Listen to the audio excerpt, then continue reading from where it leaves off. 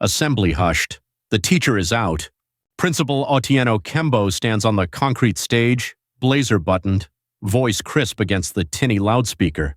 Students crowd the courtyard, uniforms rustling like restless birds. Phone cameras hover at eye level, red record lights blinking. Kembo lifts a white envelope. His grip tightens. The paper warps between his fingers. He clears his throat. By board decision, Ms. Zanele Mpofu's employment ends immediately. A ripple of gasps crosses the yard. Screens zoom in. Zanelli stays near the back row of teachers, spine ramrod straight, canvas satchel pressed to her hip. No tears, no plea. She reaches for the badge on her lapel, unclipping it with steady hands. The clasp sticks, she twists. Badge pops free. Metal clinks on the tile. Kembo nods to two prefects. They collect her keys and staff card, drop them in a plastic tray. A phone alarm chirps from somewhere in the crowd. Nobody silences it. Silence thickens anyway. Zainel walks off the platform, heels tapping, every step measured.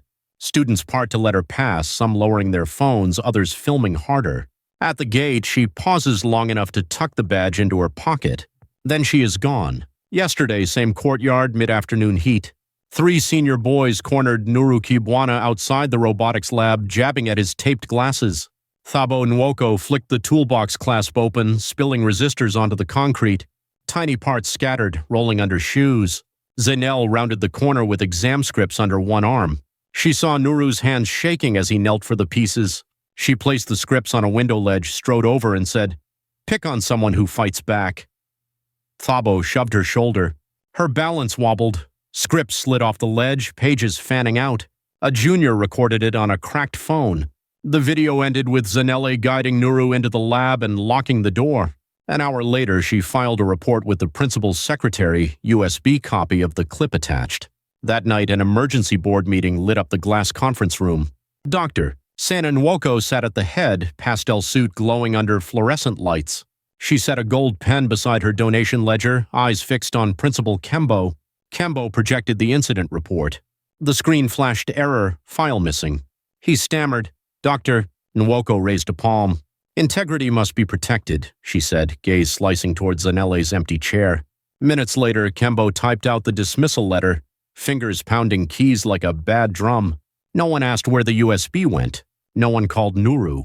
Zanele left the grounds before sunrise today, headed to Nkamba Exhibition Center for a job she confirmed by text at 4 a.m. The security guard at the entrance eyed her teacher skirts, shrugged, and handed her a mop. Power flickered twice. Half the hall stayed dark. She pushed the mop across sticky tiles. Bucket water lukewarm, bleach smell battling the odor of fried snacks from last night's trade show. Ceiling fans clacked overhead. One blade hung lower than the others, wobbling each rotation. Every hour, she checked her battered flip phone. 0 missed calls. At 2:47 a.m., she finished the north wing, knuckles white around the handle. She stacked caution cones, locked the supply closet, and signed the logbook with cramped handwriting. The supervisor yawned, stamped her sheet, and muttered, "See you tonight, miss. Number lady." Outside, Nkamba's streetlights blinked against pockets of blackout. Wind carried the smell of diesel and damp sea salt from the docks. Zanele tightened her coat and started toward Mangwe Junction for the first bus. The station underpass echoed with footsteps and distant laughter. A trash fire burned near a pillar, flames low, smoke snaking into the night air. Someone coughed, rough and wet, then coughed again. Zainal slowed. Her shoes splashed through a shallow puddle left by yesterday's drizzle. The cough came once more, sharper. She directed her phone light toward the pillar. Plastic bags rustled. A thin figure shifted, toolbox balanced on crossed knees. Light hit the cracked glasses, yellow tape glowing like a stripe. Nuru squinted, lifting a hand against the beam. His shirt hung loose, collar frayed, sleeves rolled to the elbow despite the chill. Zainel lowered the phone but kept the light trained near his feet. Screwdrivers poked from the toolbox pockets. A broken resistor lay on his shoe. He hugged his elbows, breath puffing faint clouds. She stepped closer, slow, palms open. "Nuru." Her voice steady, almost quiet enough to vanish in the wind. He didn't answer. He just tightened his grip on the box.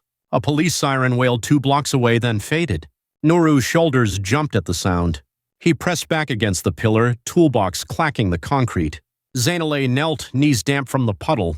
She picked one rolling resistor, placed it in his palm without touching skin. "Parts get lost out here," she said, eyes on the ground. Nuru's fingers closed around the component, his knuckles whitened. He tried to speak, only a rasp escaped. She noticed his lip split, dried blood dark against brown skin. Footsteps echoed from the stairs, two late commuters clattering past, ignoring them. Zainaleh spoke again, low, each word clipped. "Come with me. Warm room, no questions tonight." Nuru looked toward the station entrance, then back to his toolbox. He shifted forward, winced as stiff knees straightened. Bolts inside the box rattled. He nodded once, fast. Zainaleh rose, offering nothing but space for him to stand. He followed, steps slow, water sloshing inside his cracked shoes. Together they moved down the platform under faulty fluorescent tubes flickering in and out. A vending machine buzzed. The coin slot light stayed dark. Zainaleh slipped a hand into her pocket, feeling the weight of the badge she never returned. A distant announcement crackled, voice distorted, last bus running 15 minutes late. Wind pushed through the corridor, snuffing the trash fire behind them. Nuru shivered. She noticed and adjusted her coat so one side hung wider, shielding him from the draft. They passed a shuttered ticket booth tagged with fresh graffiti. The words "Bright Horizon" had been crossed out, replaced with a crude crown. Neither spoke. At the exit gate, a guard lifted a flashlight. "Station's closing, folks," he called, tone flat from long hours. Zainaleh lifted her mop card, already hidden inside her satchel, and waved. Guard stepped aside. They climbed the cracked steps to street level. A lone taxi idled, exhaust cloud curling beneath dim headlamps. Zainaleh waved it off, fare too steep. Instead, they turned toward the bus stop, light from a flickering bulb sputtering overhead. Nuru coughed again, muffling it behind his sleeve. Buses idled on the far side of the roundabout, doors shut, drivers half asleep. Next departure board showed first route at 4:10 a.m. Time stretched cold and long. Zainaleh pointed to an overhang where plastic chairs leaned against a shuttered kiosk. They sat, shoulders almost touching. Rain mist falling through a hole in the tin roof and spattering between their feet. Nuru opened the toolbox, counted components in the dim light, then closed it with a soft click. A street cat prowled near the curb, eyes reflecting red from a passing motorbike. Nuru watched the cat, then tucked the box under his arm. Zainaleh rubbed her palms together, breath fogging the air. Headlights appeared. Empty bus rolling early, brake squeal cutting the quiet. "Zainaleh rose," signaled the driver. Doors hissed open. She offered her arm to steady Nuru onto the first step. They took the rear seats, metal still cold from night air. Nuru leaned his head against the window, toolbox on his lap, lids heavy but resisting sleep. Zainaleh paid 2 fares, coins clinking into the tray. The bus pulled away, tires hissing through damp asphalt. Streetlights slipped past in orange streaks, blackout blocks lurking between them. Water inside the gutter slapped as they turned corners. By the time the bus rattled over the old bridge, dawn smeared a thin gray line above the harbor cranes. The driver flicked the cabin radio. Static filled the silence. No music today. Zainaleh sat rigid, badge lump pressing against her thigh. She glanced sideways. Nuru's eyes still open, tracking the cables strung across the bridge like giant power lines. He lifted one hand, tracing an imaginary circuit in the air, then let it drop. The bus engine droned, carrying them toward Old Dock District. Rain thickened into a steady patter. Roof leaks tapped Morse code on the metal floor. Nuru's shoes dripped onto the aisle, puddle growing. Zainaleh tilted his toolbox upright so bolts wouldn't roll out. The bus turned onto a narrow street lined with shuttered fish markets. Driver called, "Last stop." Zainaleh jerked her chin toward the door. They stood, stepped into the damp pre-dawn. Street lamp buzzed overhead, half lit. She pointed to a low concrete building 2 blocks away, cracked renders showing patches of brick. A small sign by the gate read Seabreeze Flats. They walked. A dog barked behind a fence. Iron links rattled as it jumped. Nuru flinched but kept moving. Outside the flats, Zainaleh fished for keys on a frayed lanyard, metal teeth jingling. Lock stuck required 2 firm twists. Door swung inward, hallway narrow, bulb dim but steady. She gestured him inside, closed the door, slid the bolt. Down the hall and up one flight, footsteps echoing. Apartment 7B. She unlocked, pushed the door open. Single room, narrow bed, desk piled with exam scripts, electric kettle unplugged. She flicked a switch, light flickered once, held. Nuru stood in the doorway, toolbox clutched to chest. Zainale dropped her satchel, moved to a storage box, pulled out a folded blanket. She laid it on the floor beside the bed, smoothed corners. Nuru set the toolbox down, knelt on the blanket, shoes still on. She filled the kettle, plugged it in. Red indicator blinked, then died. Power flicker. She sighed, reached for a metal saucepan instead, placed it on a single-burner gas ring. Flame caught with a soft whoomph. Water heated, steam curling upward. She spooned instant coffee into 2 chipped mugs, poured the water, handed one to Nuru. He sipped, tongue burning. He didn't flinch. Footsteps above signaled a neighbor starting early shift. City outside remained gray, traffic still thin. Zainal moved the badge from her pocket to the desk, face down. She turned to the window, rain streaking the glass. Behind her, Nuru finally set the mug down, chest rising, toolbox latch clicking open. Tiny metal sounds filled the room as he sorted components. Zainale watched, unmoving. Outside, sirens wailed again, closer this time. Morning light crept across the chipped linoleum, edging toward the toolbox. Nuru lined resistors by color code, hands steady for the first time since assembly. Zanel stood silent, coat still on, eyes fixed on the door, listening. Rain taps the window in quick bursts while dawn settles pale over Seabreeze Flats. Zanel boils a second pot of water on the gas ring. The kettle light stays dark, power still sulking. Nuru sits cross-legged on the blanket, screwdriver twirling between fingers. He lines up 4 resistors, checks color bands, slips them into a plastic film canister. His shoes stand near the door, puddles underneath, tongues splayed like tired dogs. Zainale slides 2 slices of day-old bread into a pan, dry toasting them. Bread browns fast, a scorch smell curls upward. She flips each slice with a spoon, drops them on plates. "Eat," she says. Nuru nods, crunches a corner, chews carefully around a loose tooth. Crumbs fall on the blanket. He sweeps them into his palm, pockets them for later. Phone vibration rattles Zanelle's satchel.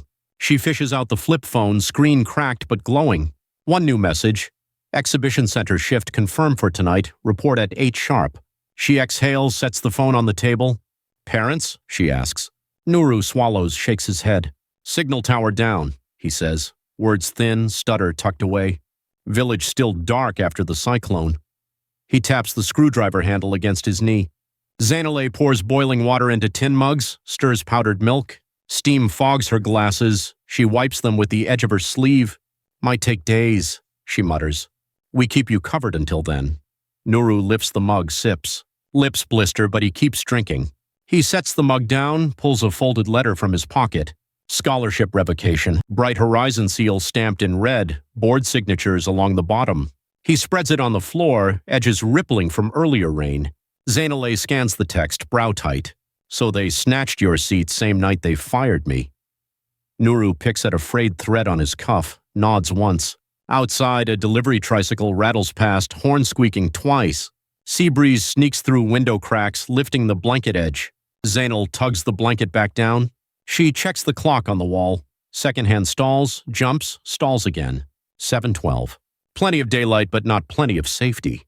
"Police sweep the underpass every other night," she says. Nuru's grip tightens on the screwdriver. "I know," he answers. "They chased me Monday." Zanelli slides the scholarship letter into her satchel. "Listen, I work another shift tonight. Big storeroom, nobody after midnight. Safer than here." Nuru's shoulders slacken, toolbox handle gleaming between his knees. He glances at the bed, then the cracked ceiling. "Can fix that leak," he offers, pointing at a drip near the bulb. She waves him off. Later, first new clothes. They leave the flat before traffic thickens. Sidewalks smell of crushed termites and diesel. Zanel steers him toward a thrift stall under a blue tarp. Vendor flicks through a rack of donated shirts. Zainal picks a faded school jersey, checks seams, hands over coins. Vendor counts twice, coins come up short. Zainali adds her spare bus fare. Vendor grins, pockets the money, tosses in a pair of socks. Nuru changes behind the tarp, emerging with jersey half a size big but dry. They cut through a side street where gutters are clogged with leaves. A man on a ladder repairs a satellite dish. Sparks spit when wires touch. Nuru pauses, eyes bright, but Zanelle nudges him along. By noon, they reach a public library with free phone booths. Sign taped to the door. Internet down until further notice. Inside, the payphone line buzzes dead. She slams the receiver twice. She hunts for a working outlet to charge her phone. every socket already occupied by students cramming for exams. A girl gives up her seat after a consoling smile. Battery climbs painfully slow. Nuru flips through a mechanics magazine, lips moving as he reads diagrams. Time drags, clock ticks louder than necessary. At 3, security announces closing for weekly fumigation. Readers file out, books pressed to chests. Zanelle's phone shows 28%. Good enough. They walk back toward Old Doc, stopping at a corner kiosk for maize buns. The vendor's radio blasts a pop song about weekend freedom. Nuru taps rhythm on the toolbox, first hint of lightness all day. Evening arrives, sky bruised with low clouds. Zainale leads him to the exhibition center staff gate. Pius Lamini leans against the post, reflective vest unzipped, cinnamon stick between teeth. He eyes Nuru, then Zanele. "Thought you were solo," he says, voice low. "New helper," she replies. Keeps it simple. Pius spits cinnamon splinter, swings gate wider. "Fine, but sweep squads roll through tonight, city orders." He jerks a thumb toward the street.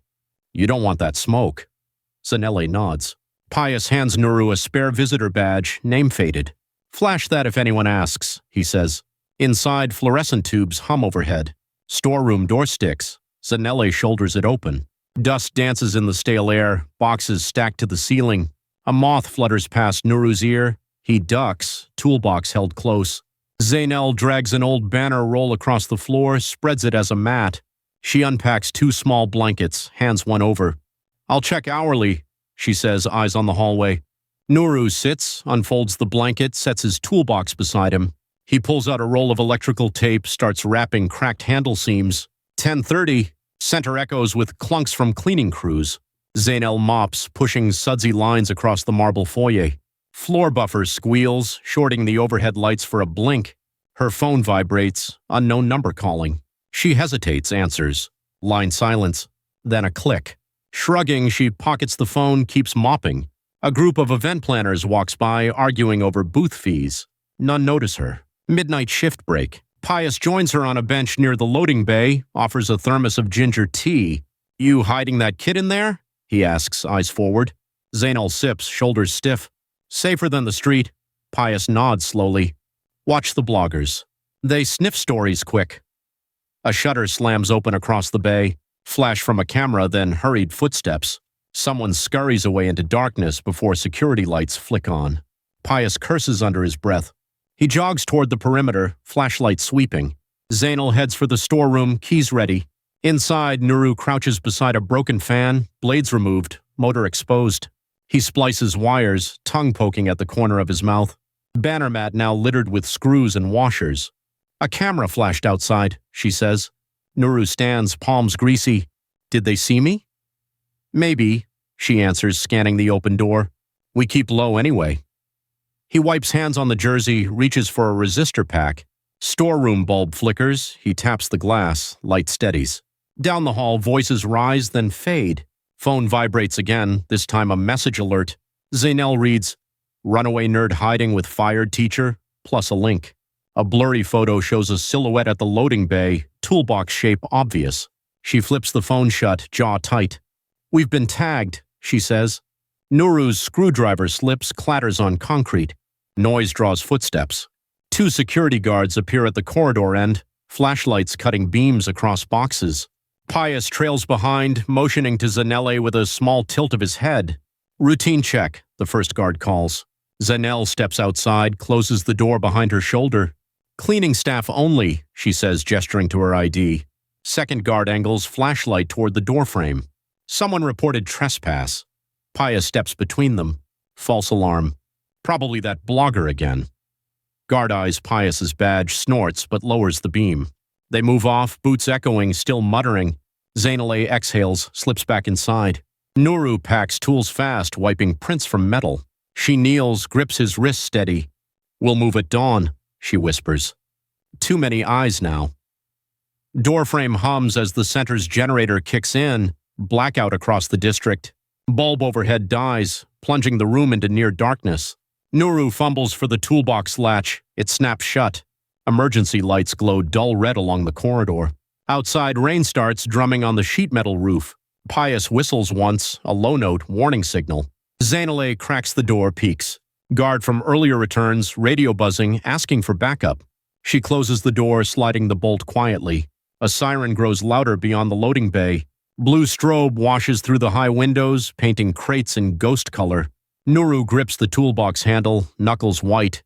Zainal presses a finger to her lips, points toward a stack of carpet rolls. They shuffle behind, crouch low, breathing shallow. Radio chatter passes, boots march past the door. Stop, march again. Pius's voice carries, calm but firm. Only cleaning crew here, officers. Check the log. A short argument follows, words unclear. Long minutes tick by. Siren fades, boots retreat, radios crackle distant. Generators wind back to idle, overhead lights blink alive. Zainal stands, stretches cramped knees. Nuru rises, toolbox against his chest. They step from hiding, room still humming. Her phone pings twice, notifications exploding. Headline under the blurry photo already gathering shares. Comments scroll. Who's the kid? Teacher kidnaps student? Bright Horizon cover-up? Zanelle pockets the phone without reading further. We leave before sunrise, she says, voice flat. Nuru nods, sets the toolbox down, starts dismantling the fan again. Outside the storeroom, Pius leans against the wall, whispering into his own phone. Rain hits the loading bay harder, water rushing toward clogged drains. A security guard yells about sandbags, but no one moves. In the storeroom, the patched fan whirs to life, blades gone yet motor spinning smooth. Warm air drifts across stacked boxes, lifting dust in lazy spirals. Nuru watches the motor, silent. Zainal sits on the banner mat, one eye on the door, one hand on her badge. Rain pounds the roof, louder, faster. Somewhere in the city, screens flash with their blurred silhouettes, story blooming like unchecked fire. Morning glare slices through the storeroom shutters, waking Nuru before the alarm on Zanelle's phone manages a buzz. He folds the blanket, tucks it in a carton, and tightens the toolbox latch. Zanelle unlocks the door, peeks into the hallway. Clear. They slip out, past stacks of unused banners, and reach the staff exit. Pius waves them through, eyes bloodshot. City sweep wrapped at 4, he says. You owe me fried plantain. Street gutters still gush from last night's downpour. Zanelle flags a minibus crammed with market women and sacks of cassava. Driver quotes double fare because of flooded roads. She argues, he shrugs, the bus pulls away half empty. A second minibus rolls up. This one agrees on standard fare. They squeeze in, knees brushing metal seat frames. 20 minutes later, public school gates loom ahead, green paint peeling. A signboard lists registration hours. A smaller paper reads full capacity. Inside, a queue snakes toward the admin window. Zanelle steps up when her turn comes, hands over Nuru's old report card. Clerk scans the sheet, clacks on a keyboard, frowns. All grade 11 slots gone, he announces. Zanelle asks for waiting list. Clerk clicks again, printer coughs out a form, toner fading in corners. Fill, pay assessment fee maybe next term, he says. Fee pile is 3 times her nightly wage. She folds the form, tucks it behind the scholarship revocation. Outside, children play tag around puddles. A bell rings, queue disperses. Next stop, Bright Horizon. Campus guards recognize Zanelle, let her in with tense nods. Principal Kembo receives her in a glass-walled office, aircon humming. He slides a manila envelope across the desk. Board rescinded your suspension letter, he says. She opens the envelope, pension payout form and non-disclosure clause. Take this, retire quietly. No court fuss, Kembo adds, adjusting his tie. Zainal taps the document. Nuru back in class? Kembo's smile thins. Board feels he disrupted school peace. She stands, closes the envelope, leaves it on the desk. At least read it, he calls. She keeps walking.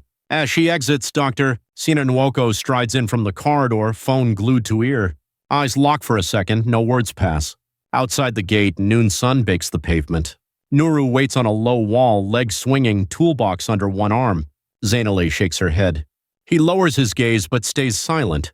They head to the mall food court, cheapest plate special before happy hour ends. Abeni Chisala spins through the crowd, ring light peeking from her backpack.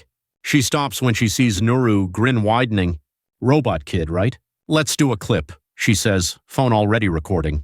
Nuru hesitates. She nudges him toward an open space by the fountain. Music from the loudspeakers sets a pulsing beat. Abeni dances 2 counts, then signals Nuru to step in. He holds the toolbox like a prop, manages a stiff wave. She spins, phone lens close on his face. Video ends in 15 seconds. Abeni uploads while still catching breath. Screen shows likes popping fast. See? Story wants to breathe, she says, bumping elbows with him. Zainale checks her phone. Data icon stalls, signal weak inside the mall. They finish lunch, trays scraped clean, and move toward the exit. Notification finally loads, clip already hitting 40,000 plays. Outside, bus stop crowd clusters around a TV in a shop window. Breaking news banner celebrates a pop star's surprise wedding. Reporters shriek with excitement. Audience cheers drown out any other feed. Abeni texts again, frustrated emojis flashing. Views plateau, comments shift to wedding gossip. Momentum slides away like soap on wet floor. Back at Seabreeze Flats, room smells of damp blankets. Zainal powers the kettle. Electricity returns with a low hum. Nuru spreads circuit diagrams on the desk, tracing lines with a blunt pencil. Flip phone buzzes. Paya sends a single line. CCTV still on server? Link ready. Zanelle's hands steady as she taps keys on the old laptop. Footage loads. The robotics lab scuffle. Clear angle. Thabo's shove. Papers scattering. File size heavy. Upload bar crawling. Connection drops at 62%. Restarts. Drops again. She moves the laptop closer to the window where signal blinks stronger. Second attempt climbs, stalls, inches forward. Upload complete after 20 brutal minutes. She copies the link, opens an anonymous social account, posts with the caption, "Truth stays on camera." Refresh shows 5 shares, then 12, then 40. Clock reads after midnight. Morning finds the clip at 9,000 views, not viral but alive. Abeni's message arrives, ride the wave. She suggests a follow-up stream. Nuru clears his throat, tension stiffening his shoulders. Zainala shakes her head, too exposed. But the footage needs volume. They agree on a short recorded statement instead. Nuru stands against the peeling wall, toolbox at feet, holding the revocation letter. Zainale films on her phone, framing shoulders and face only. "School punished me for reporting bullying," he states, voice low but clear. "Now my seat is gone." Clip runs 40 seconds. File sent to Abeni, who layers captions, uploads across 3 platforms. Signal cooperates this time. Likes jump within minutes. But wedding coverage still hogs timelines. Abeni texts sorry, news cycle brutal. Afternoon heat thickens. Fan blades slice the air in slow motion. Zainale counts coins, rent due in 4 days. She gathers exam scripts, crosses out error margins for extra tutoring cash. At dusk, Pius knocks, leans through the doorframe.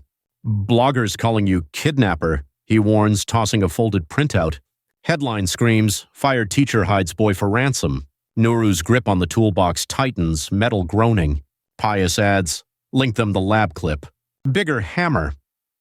He hands Zanelli a thumb drive with copied footage. "Upload from my cousin's cafe, stronger bandwidth," he says. He scribbles an address near the docks. Zanel packs the laptop, thanks him. Cafe smells of burnt coffee and fish marinade. Router dangles from a shelf, green light blinking slow. Owner waves them toward a corner table, eyes on the football match.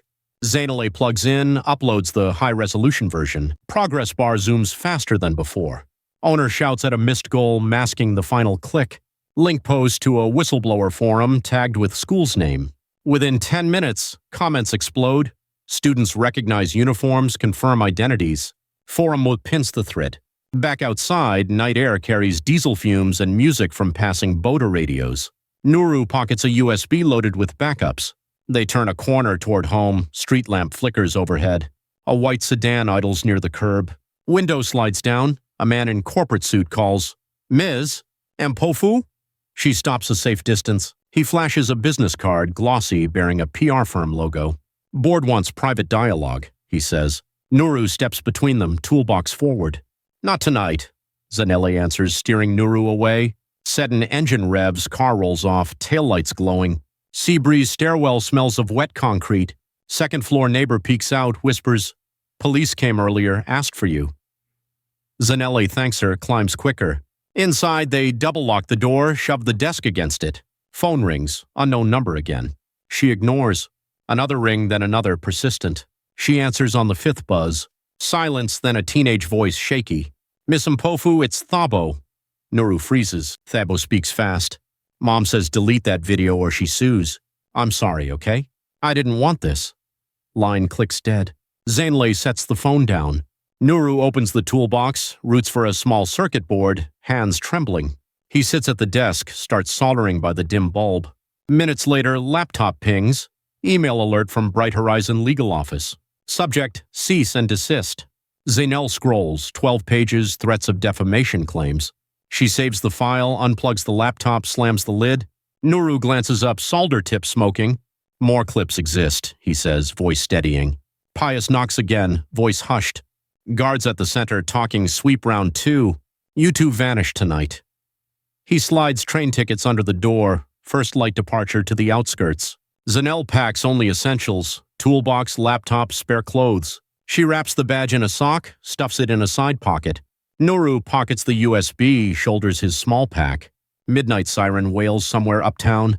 They slip down the stairs, avoiding the creaky step near the landing. Street dark except for one faulty lamp buzzing overhead. A news alert flashes on Zanelle's phone as they walk. Wedding coverage ends, trending board resets.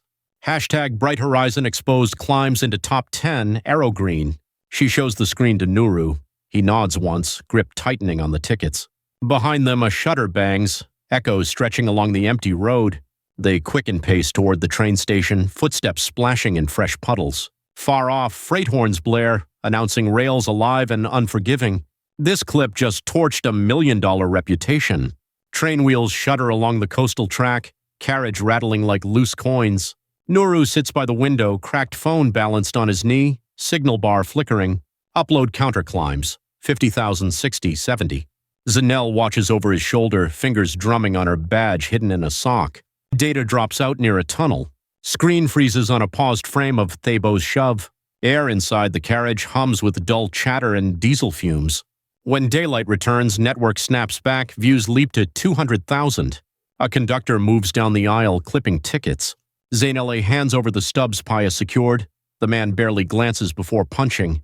Behind him, 2 traders argue over seat space, filling the carriage with sharp words. Phone pings rapid fire. Abeni sends a voice note, breathless. Cameras outside Bright Horizon, protesters at the gate, your video on every feed. She follows with a link. National broadcaster rolling the clip in a split screen. Nuru's hands tremble, phone almost slips. Zainel steadies the device, says, "We stay quiet, let truth run." Nuru nods, gaze locked on scrolling comments. Across the aisle, an old woman squints at the phone. "Those rich schools think they own the air," she mutters. Zainel offers a thin smile. The woman clucks her tongue and looks away. Train slows at Kivuli outpost. They disembark, gravel crunching under worn shoes. Station roof leaks from last night's rain. Water drips onto a warped timetable. Pius stands near a vending stand, hoodie up, cinnamon stick tucked in his cheek. He waves them over, presses a folded newspaper into Zanelle's hand. Front page photo, Dr. Sena Nwoko exiting her clinic, reporters crowding, headline blaring, donor queen under fire. Her investors just froze funding, Pius says. He leads them to a tin-roofed shack behind the station. Inside, 2 plastic chairs, a dusty fan, and a small modem blinking green. Zainel plugs in the laptop. Screens open to messages from media outlets begging for interviews. She scrolls past them, focuses on a notification from the Education Ministry.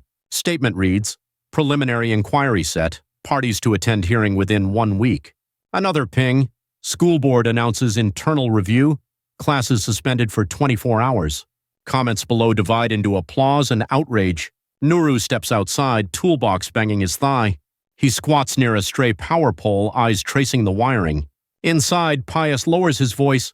"Police raided your flat. Neighbor filmed the knock. Video went viral too. Public thinks you're on the run." Zanelle wipes sweat from her brow. "Let them think." Keeps them guessing. Pius grins, taps the modem. "Signal here is solid. You need higher resolution backups?" She transfers files to a cloud folder, progress bar gliding without hiccup. Nuru returns holding a broken fuse he found by the tracks. "Spare parts," he says, tucking it away. Afternoon heat rises, tin roof popping. They share bottled water, warm but welcome. A freight train roars past, drowning conversation for half a minute. Phone buzzes again. Abeni live streams from the protest. Students chant, "Refund our fees." Security holds the steel gates shut. Thabo appears in the background, hoodie up, face half covered. Dr. Nwoko's clinic releases a press note blaming digital forgery. Fact-checkers immediately post frame analysis disproving the claim. Hashtag Bright Horizon exposed climbs to #1. Pious old radio crackles with a news update. Minister Edusei speaks at a podium, voice calm, inhaler puff audible between lines. He promises transparency, calls the incident deeply concerning, announces emergency hearing moved up to 48 hours. Zanel exhales hard. 2 days. No lawyer, no cash, plenty of evidence. She starts drafting a statement on the laptop, words plain, time stamped. Evening shadows stretch. Pius fetches fried plantain cones from a street vendor. Oil stains the paper. Nuru eats in quick bites, cheeks bulging. Generator coughs outside, lights flicker inside. Modem still blinks but slower now. Thunder rumbles beyond distant hills. Zanel saves another file copy to a thumb drive and hands it to Pius. Distributed backup, she says. He slips it behind his ID card, pats the pocket. Phone rings, unknown number. She considers, answers. Crackled voice identifies as Deputy Chief Inspector Kande. Summons ready for service, confirm location. Zanella replies, send by email. Inspector insists on physical delivery, sigh heavy over the line. She ends the call, battery at 15%. Pius whistles low. Summons means they know you left town. He checks the shack door, slides a makeshift bolt anyway. Night falls quick. Crickets chirp outside, generator idles down to a hum. They lay blankets on the wooden floor, toolbox doubling as Nuru's pillow. Laptop battery dwindles. One last refresh shows a new headline. Clinic board seeks emergency meeting, sponsors pull out. Zainali closes the lid to conserve power. Lightning flashes, rain starts up again, beating the tin roof in uneven bursts. Water seeps under the door. Nuru shifts the toolbox onto a crate, safe from puddles. Pius wedges folded cardboard along the threshold. A patrol truck grinds to a stop on the road outside. Headlights slice through gaps in the wall, sweeping across crates of spare tiles. Engines idle, doors slam. Pius gestures, everyone silent. Boots crunch gravel, voices low, approaching. Someone taps the shack door twice, firm. Delivery for Ms. Mpofu, a man calls, tone official. Zanel stands, squares her shoulders, unlocks the door. 2 plainclothes officers hold an envelope sealed with ministry stamp. She signs a clipboard. Officer hands over the envelope, steps back without comment. They return to the truck, wheels spinning on wet ground before fading into darkness. Zainel tears the seal. Contents list time and place. Ministry Hall, downtown, 48 hours, mandatory. Failure to appear equals obstruction. She reads aloud. Nuru grips the crate edge, knuckles white. Pius cracks his neck, says, we'll get you there. Thunder booms again, roof rattles, light bulb flickers, then steadies. Zainel folds the summons, tucks it beside her badge. She looks at the sleeping mat, then at the leak overhead. Rest now, Pius advises. Tomorrow we hunt for bus tickets and a friendly lawyer. Zanelle nods, lies down, hands clasped on her chest. Nuru curls beside the toolbox, eyes open, staring at the metal clasp. Rain eases near midnight. Outside, a lone dog barks at passing shadows. Inside, modem light glows green, evidence alive in the cloud. Just before dawn, phone alarms chirp. Notifications flood the locked screen. News outlets demanding comments, supporters offering rides, trolls spewing threats. At the top, a message from an unknown journalist. I have proof the board deleted files. Meet before hearing. Zainale swipes the screen off, pockets the phone. She sits up, stretches, feels the stiffness of the wooden floor in her back. Pius already boiling water on a small camping stove. First light glows through the plank gaps, pale and shaky. Nuru straps the toolbox, shoulders squared. They step outside into cool morning air, heavy with wet earth. Down the tracks, city skyline crouches under a blanket of low cloud. 2 days to hearing, 1 day to prep, and a fresh clue waiting. They start walking toward the bus depot, gravel crunching with each deliberate step. Court gavel falls, but the story's not over. Ministry Hall buzzes like a market stall. Lawyers shuffle papers, cameras whir, guards scan badges at the entrance. Zanel steps through metal detectors, badge pinned back on her lapel for the first time in weeks. Nuru walks beside her, toolbox clutched tight, USB drive hanging from a shoelace around his neck. Rows of plastic chairs hold reporters, activists, a few Bright Horizon parents whispering behind folders. Pius leans against the rear wall, hoodie down, cinnamon stick parked behind his ear. Abeni perches near the aisle, phone on a stabilizer, live stream counter rising. Clerk calls the session to order. Minister Edusei appears, inhaler in one hand, stack of files in the other. He nods toward the panel of 3 adjudicators, takes his seat, smooths his pinstripe jacket. First witness, Dr. Sana Nwoko. She strides forward, pastel suit flawless, yet the pearl studs don't hide the sleepless circles under her eyes.